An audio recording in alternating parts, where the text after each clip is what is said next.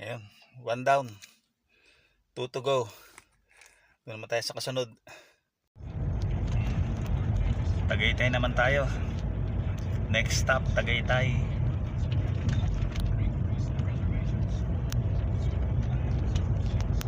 Dito na tayo sa second stop natin. Ayan. Dito na yung mga dish.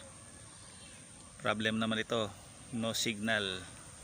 So checkin natin. Isang unit, dalawang unit yata nila nag no signal. Checkin natin. Power 91, quality wala.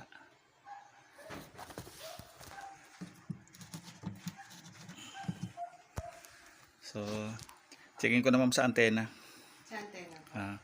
Baka may ginawa kasi dito kuya. itong antena, may nagawa daw dito. So tingnan natin, mukhang nawala sa yung poste, nawala sa pwesto, parang medyo tumingala siya. Yung poste nawala sa hulog. Ayan yung bubble level, kaso naulan tayo payong. Yan, ibalik na natin sa level. So checkin natin kung signal na sa loob na rin. Ayan, pulok na. So ipot-ipon na ang problema.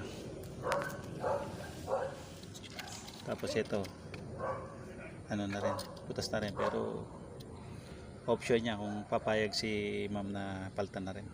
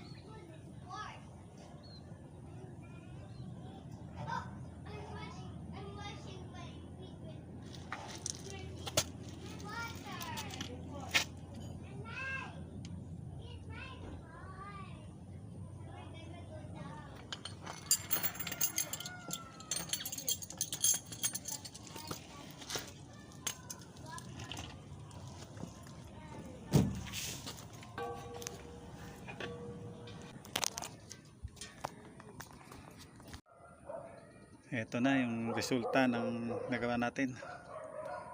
So nagpalit na rin tayo ng LNB, tapos yung arm, yan.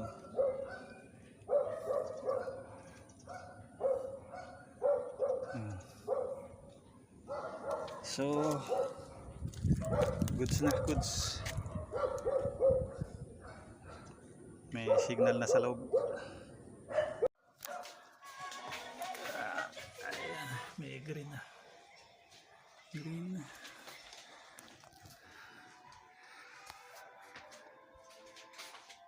So okay na. Okay na, ma'am? Okay na. Mhm. Yan. Medyo matagal-tagal na ulit papakinabangan niyo. Direct na ang plato ko yung makapanood. Second unit downstairs. No signal din. Yan. Sa labas tayo ulit. Kita agad ang problema dito sa labas ng second unit.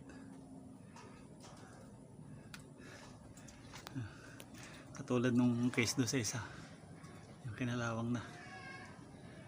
Ayan. So yun lang. Papalit ulit tayo ng disarm. So ito na yung second unit sa ibaba. Okay na rin.